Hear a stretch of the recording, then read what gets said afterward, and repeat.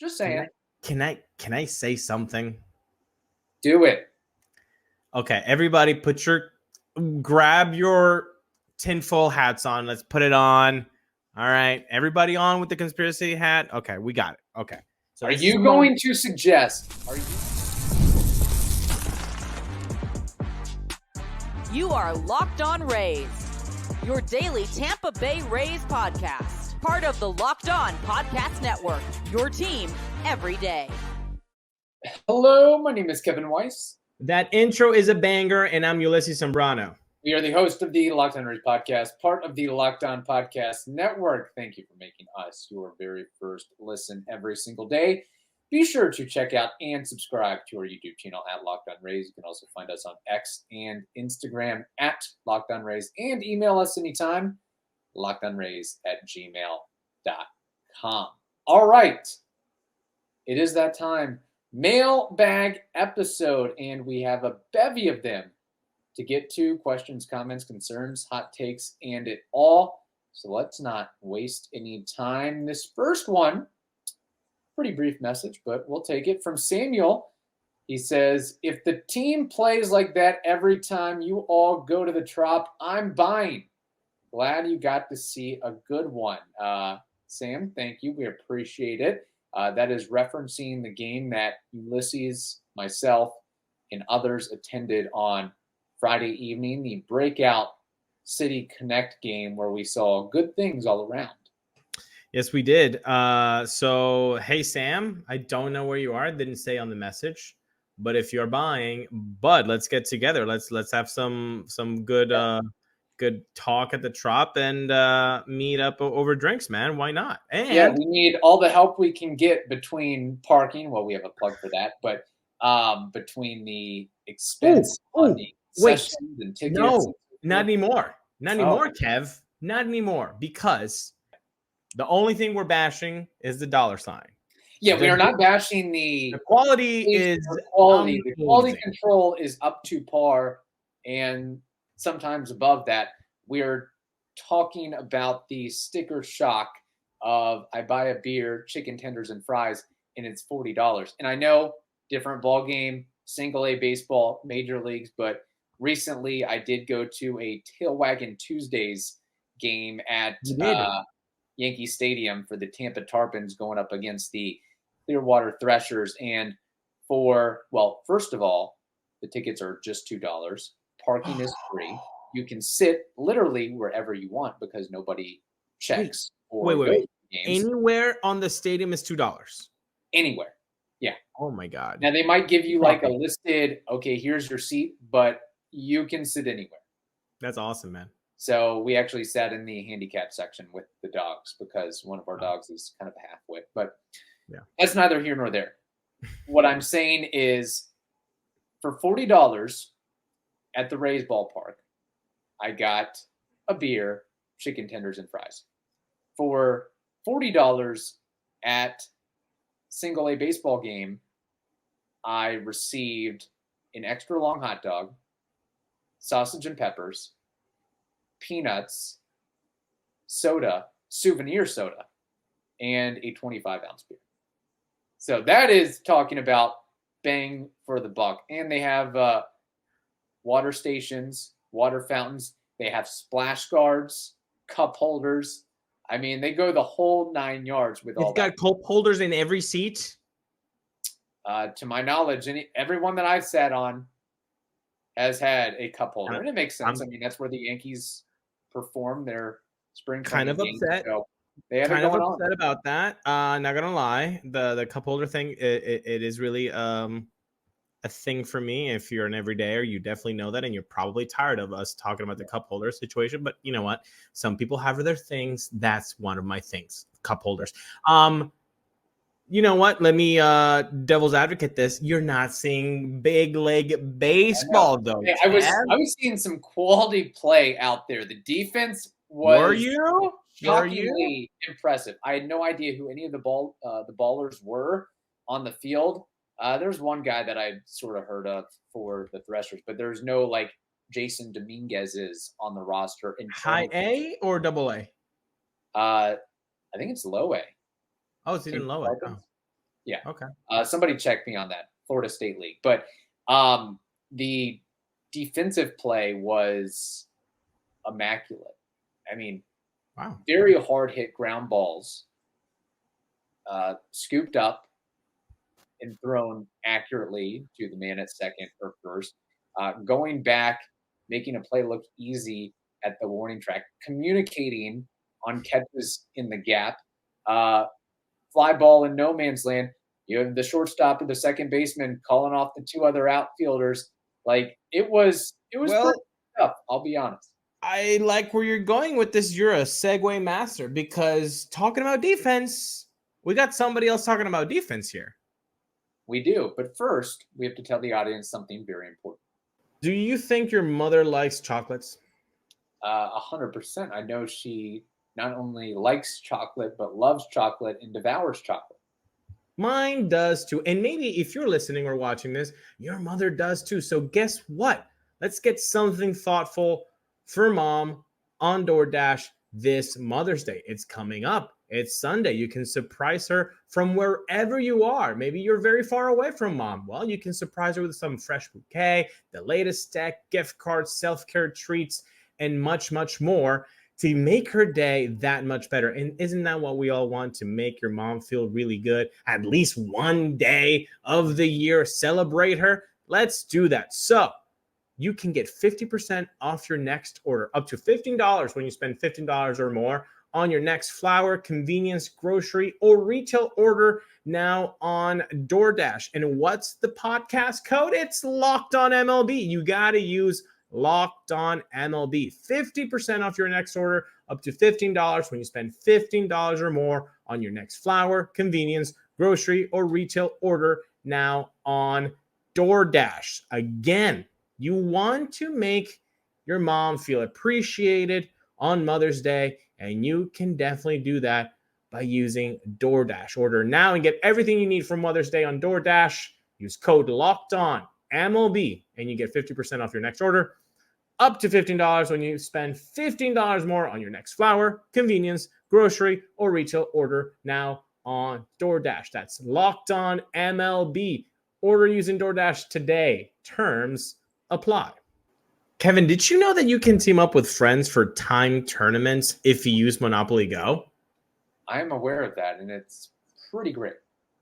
Yes, you are, because you've been listening to these ad reads, right? These are awesome things that you can do in Monopoly Go. You can work together and you can build up each other's boards with your friends. The more you win together, the more awesome prizes you unlock. Kind of like when your teammates, if you're the Rays, they're working together, hey, you get some W's. That's exactly what you can do with Monopoly Go. And there's so much more to get. You can get cool new playing pieces to travel the boards with, hilarious emojis for taunting friends, which we all like to do, and unique stickers you can trade with friends to complete albums for big, big prices.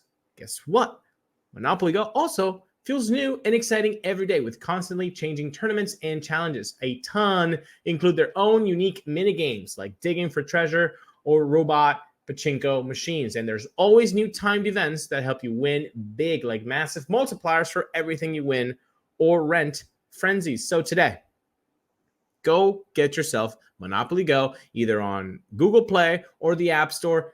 And like we love, it's for free. So get Monopoly Go today. Game on. Yeah, and before we move on to our next question, just throwing it to the Rays powers that be, the people that come up with the promos. I know it's a little bit Bush League, too minor league-ish, but I'm liking the tail wagging Tuesdays. Every Tuesday home game, we know it's a tough draw. Bring your dog to a certain section of the ballpark and have some fun. Just throwing it out there. We don't have to go as low as the $2 tickets like the Tampa Tarpons do, but just a suggestion out there. Why do cats not get any love in this tail wagging situation? They've got tails.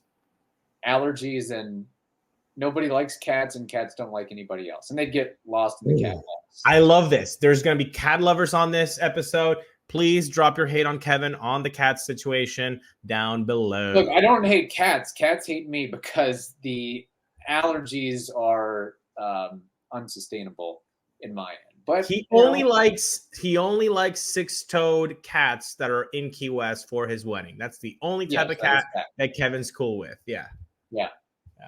Put 60 of them outdoors, and I'm good with it. All right, this next question from Nick from France. Hey, Nick. He says, what a great weekend of baseball we had. First, those City Connect jerseys were beautiful. Ordered the hat and have it shipped to my brother's who lives in Palm Bay. Then DeLuca, I knew this kid was special, but I didn't know that he would have an impact day one. I think with Josh Lowe coming back to the Rays, it could benefit our defense to have DeLuca in center field and Lowe in right field. I don't know about you, but I'm getting tired of Siri's defense and his nonchalance. Questions. What do you see for Siri? Where do you see the Rays at the end of May? Let's tackle the last one first. Where do you see the Rays at the end of May? I see them having a positive winning record. Yes. Hopefully 3 to 4 games above 500. As the recording of this, they're 19-18. So hopefully they can take advantage of the White Sox. And when the Yankees come to town, well, do work. Because the next few series are going to be within the AL East. So this is the time to show up and say who you are as a team. So hopefully the Rays do that. Should be fun. So that's where I think the Rays should be in May. Do you agree with that assessment? No, I agree with you, and I think they're going to have a much better month than they did in late March and April and all of the mess that went on, and still holding their heads above water here. As for Jose Siri and DeLuca, I know we've poo-pooed on Siri. A lot of people have of late. But just because DeLuca is showing out doesn't mean we make an instant reaction and say that Siri is off the team. I think there's a couple of considerations at play. One, he's out of options. One, you got to have a backup, and you really should have a backup for the backup. So who's the backup center fielder? I think the question is going to be who's going to get more reps going forward. I'd like to see more of Johnny DeLuca and less of Jose Siri, but I think the Rays are more or less in a holding pattern with Siri, even if he continues the mess ups in the outfield and the strikeout rate and all that. But my opinion is that Siri remains on the roster through the end of the year, and then once his arbitration clock hits and he's wanting, $4 or $5, $6 million, that's where the Rays cut ties with him and find alternate options for center field, backup center field in that end. I don't completely agree with that, just because I feel like. So are you going that they will get rid of Siri sooner or keep him on the roster longer than this year? I think it's a possibility that Siri does not end their year with the Rays. Okay. I mean, I'll take that. I'm not saying that. I am not banging my hand on the keyboard to keep Jose Siri. I'm just saying that. No, but do you think DeLuca gets hurt and you don't have Siri, then who's playing center field? Yeah, then you're back to Randy, but I don't think that's a spot that Randy should be playing each and every day. No. And then I guess it would be a better option for Josh Lowe to play center field. But then again, you saw Luke Raley in center field last year, where you had Josh Lowe very available. So that kind of tells you what they think about maybe Josh Lowe being in center field all the time like that. Maybe that's a no for them. But I'm saying that because, look, right now they're obviously not happy with Siri's performance. Yeah, I don't think the fandom is most of the fandom is not happy with what has gone on, and with the strikeout rate at 45% and with the lackadaisical performance in the outfield, where the priority seems to be keyword seems to be how good do I look? How cool do I look? Yes. Instead of actually making the play as the priority. So those negatives are definitely there for the fandom. And I do think that they have seeped into Kevin Cash in the front office because he hasn't started a game in this White Sox series. And although he did have some plate appearances against the Mets in the 4th and 5th, which were Saturday and Sunday's game, he did sit on Sunday. And on Saturday's game, I believe he got pinch hit for, which is fine. The Rays like to pinch hit, but it was a righty who pinch hit for him, Harold Ramirez. So that right there, even Neil Solondz and Andy Fried on the radio were like, that's kind of odd. Yes. And like, they're usually a little bit more PC than what we are able to be. And that's why maybe people gravitate to us, because we don't have to be that PC about what's going on with the team. We're a little bit more frank and a little bit more honest. Right. There was a slip up, not even a slip up, but like a moment of honesty between Andy and Neil, where they were kind of like us, the fans, and said like, that's odd though, right? Like why would they, pinch hit Siri for another righty? That doesn't make sense. You would have just let in Siri. So I think there is enough in the last 5-7 games where you could see a moment, a shift where the focus is on let's get Siri right. But that doesn't mean that he's back to being a starter. Like if Johnny DeLuca keeps doing his thing, we're going to give more playing time to Johnny DeLuca, and maybe Jose Siri gets bumped down in the hierarchy level. I guess my question is, if Siri gets DFA'd or traded, I don't know who would take him at this point. Who is your backup center fielder? Is it an internal option, or do they go out and try to find Manny Margot-esque dude, for example? Is Randy and Josh available? Sure. So that's who you're banking on as the. Now, what if you DFA Siri and DeLuca gets hurt? Guys get hurt. And that's why I think it's going to be a very difficult situation right now, because Siri is out of options, people. So you can't just be like, oh, send him down. No, you can't. You can't. And I guess you can pass through waivers and you bring him back. Right. Which, by the way, it could very well happen. Somebody's going to look at that 45% strikeout rate and those offensive numbers and the quote unquote stink from the lack of defensive, focus in this year.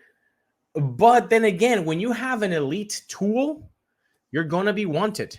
And the speed is definitely there. And the outfield play, except for this year, has been really phenomenal. So it would be really difficult for him to clear waivers. So the question is, PrizePicks. It is the #1 fantasy sports app in America with more than 3 million members. It is the easiest and most exciting way to get in on the action while you watch your favorite sports and players. You just pick more or less on 2 or more player stats and watch the winnings roll in like the Rays have rolled in runs of late. Testing my skills on PrizePicks this baseball season has been a very exciting experience and a way to play daily fantasy sports. If you have the skills, which I think you all do, you can turn $10 into $100 just a few taps of the button. So download the app today and use code LOCKEDONMLB, LOCKEDONMLB, for a first deposit match up to $100. Such an incredible offer and deal. I'll repeat it again. Download the app today and use code LOCKEDONMLB, LOCKEDONMLB, for a first deposit match up to $100. Can he stay in the team as a backup and still be valuable? And I think the answer is yes. Okay, that's fair. And you would like to see him not make those mistakes again and showcase a little bit more power. It's crazy because last year he had 25 homers in 101 games and maybe that shifted his focus a little bit, which is why I mean the strikeout rate was always high.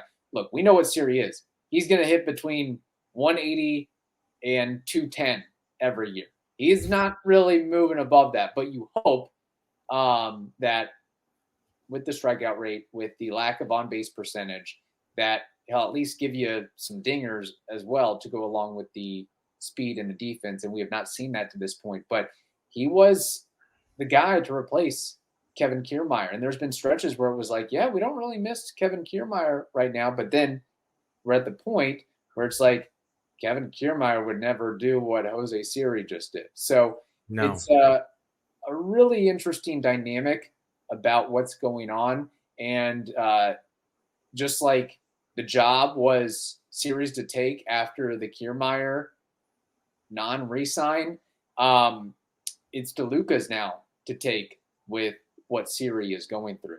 And I just hope that I think the Rays have a strong enough culture and clubhouse and leadership, maybe not vocal leadership, but organizational leadership, to not let, I don't know, maybe I'm hyper negative in this sense, but I hope that Jose Siri doesn't become a bad apple in the clubhouse for the lack of playing time and seeing somebody else at his position having much success and getting much hype, and he's starting some trouble internally, if you will. Just saying. Can I say something? Do it. Okay, everybody, grab your tinfoil hats on. Let's put it on. All right, everybody on with the conspiracy hat. Okay, we got it. Okay. So are you going to suggest that Wander Franco no has affected Jose Siri's play because Siri was Wander's only friend on the team? No, nothing at all with thou who shall not be named. Thou who shall not be named. Yeah, I'm at Harry Potter movie number 6 now. Okay, good. I'm now to Half-Blood Prince, so we'll see how that goes. I'm glad Stacy's putting some damn order in that house. Yes. Look, conspiracy theory. Mad at me for other reasons, by the way, which we're not going to delve into. But she's really mad, just like the fan base is mad at Siri. Not going to go there, but continue with your point. Conspiracy theory here. Conspiracy theory.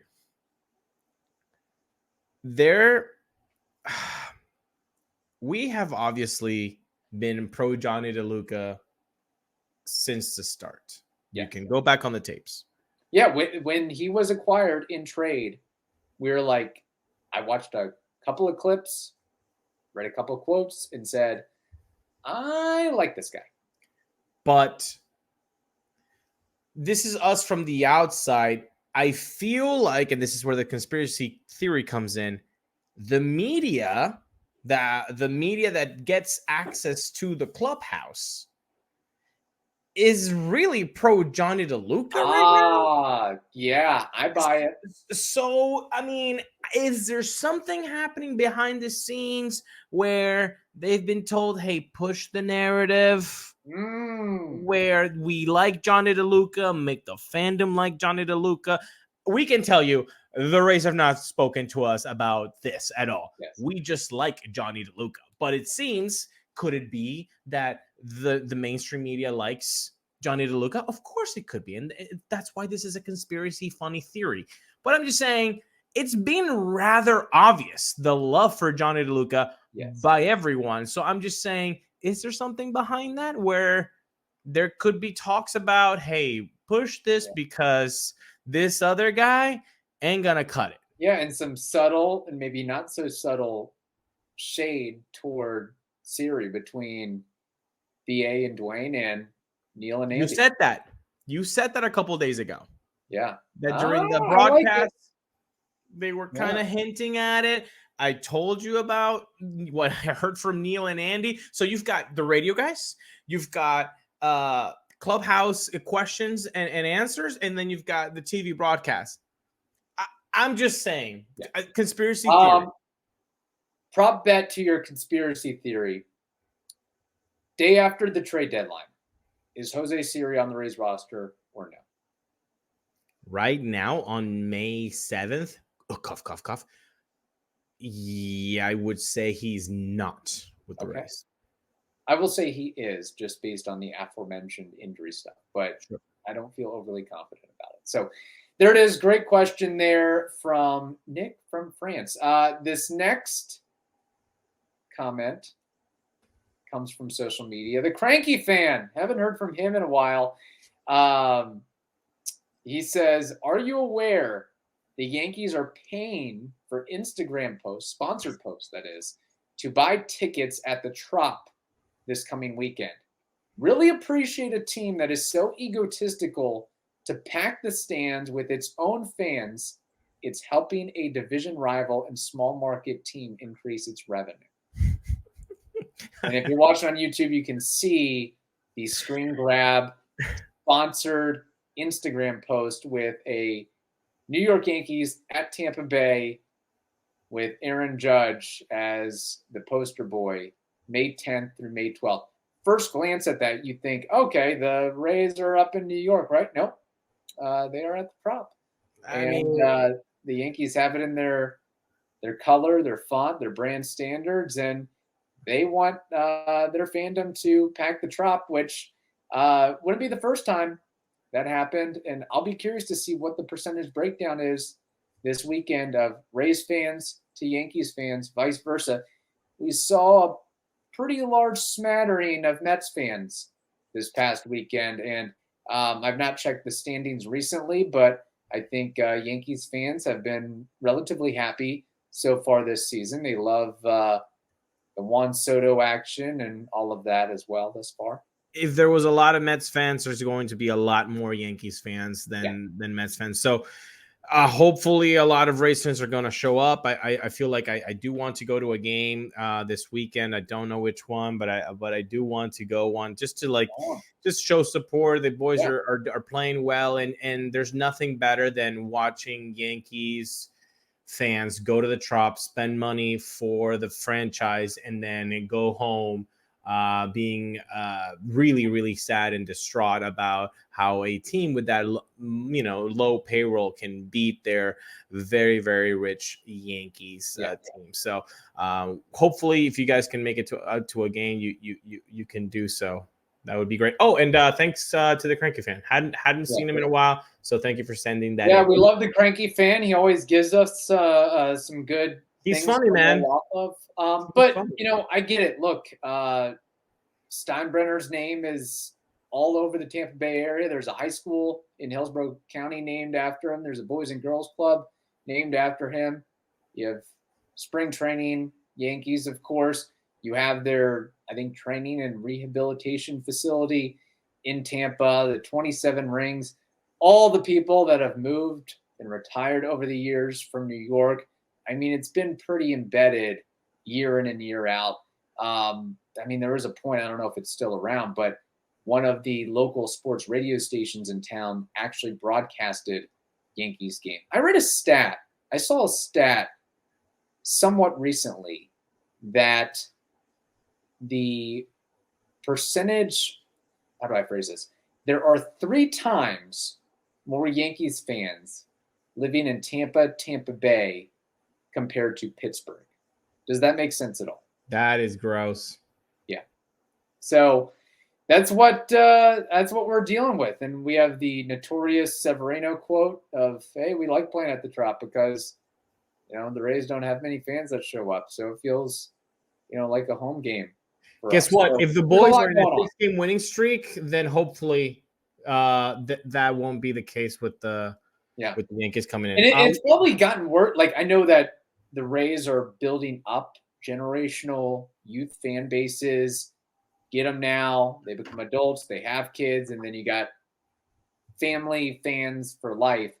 But you also have a lot of New Yorkers since COVID that have moved down to the Tampa Bay area for one reason or another. People just wanted to move out of the big cities. They don't want to get taxed for buying a candy bar or soda and other reasons as well. So, I mean, we've seen quite an exodus. I mean, look at all the New York plates, New Jersey plates, California 100%. Plates, Illinois plates. So, there are a lot of New Yorkers here. What can I say? That's what happens. And I don't blame the Yankees for buying a sponsored post to push the effort there. But hopefully the City Connect drives some more Rays fans out this weekend. We'll see. Yeah.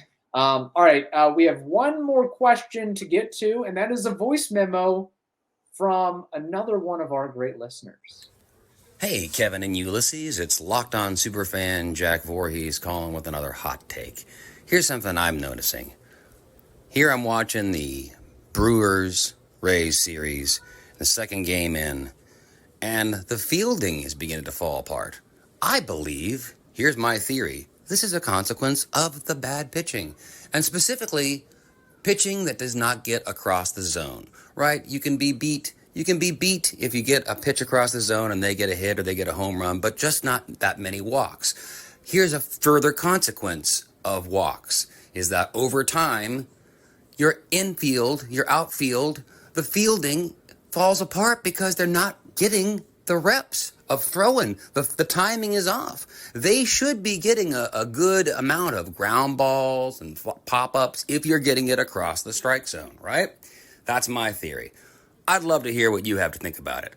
And also, shout out to Evan if he's out there too. We love you, Klosky. Raise up. All right, Ulysses, what do you have to say about that? And that was awesome, Jack. Thank you always for listening, for watching, and for sending those voice memos. They're always enjoyable. We'll send Klosky your best because he's getting married or has been getting married for the last 3-4 days. Kevin, I want to play a game with you. Okay. And it's 60 seconds long. It's kind of like Klosky on the clock. Okay. Defensive F4 by team. What is the race rank from 1 to 30th? I have kind of sort of looked up these numbers. I'll say middle of the pack, like 14, 15. 24th. What are the Rays ranked in outs above average? I believe I confirmed that, unless I really did a bad job in statistics here. 22nd? I had 21st, so basically we changed a game or two. Okay. Yeah. UZR ultimate zone rating over 150. What do you have them ranked in that category? 1 to 30? Yes. I'll say middle of the pack again, like 14, 15. 18th. Okay. What do you have them defensive runs saved? What are I ranked this up 11th? 27th. Okay, I really botched my numbers here. So you're saying that's not good? No, and I have two more. I know fielding percentage is not what it used to be. 18th percent. It's very subjective. I know. Still 18th%, 18th place. And then errors, they're 12th in amount of errors, 12th. Okay. So maybe that's the one you were talking about. No bueno, my friend. Yeah. No, I'm with you, and I know that we can't put everything into the defensive metrics, but I think you get a decent picture of where the Rays stand. And of course, the Rays have proprietary metrics that would probably say similar things, that it's not going all too hot. And just to wrap this question up relatively briefly, I understand Mr. Voorhees' point there, but I'll also say that you have guys that are new to the organization, aren't familiar with the trop. You have guys that are playing new positions. You have rookies. I mean, Curtis Mead at second base, Ahmed Rosario playing corner outfield, Randy having to move to center field. Whatever the heck Jose Siri has been putting forth. So you have a lot going on there. And Caballero, even though we like his playing, we like him, there have been some shoddy play on Tuesday evening's game, for example. Yeah. Now we've seen some amazing plays from him, but we got to find. I think there was a point where Willy Adames was like making the outstanding, unbelievable 5-star performance plays, but the routine ones he wasn't quite handling. So maybe there's a little bit of that. And again, like you said, Caballero, he was a second baseman with Seattle, moving to shortstop. So exactly adjustment as well. So I think that kind of hits on the points there, but. We'll see what happens. We'll see if they improve in that category going forward. In the meantime, though, hope you all have a wonderful day. Stay safe, and we will talk to you on Friday.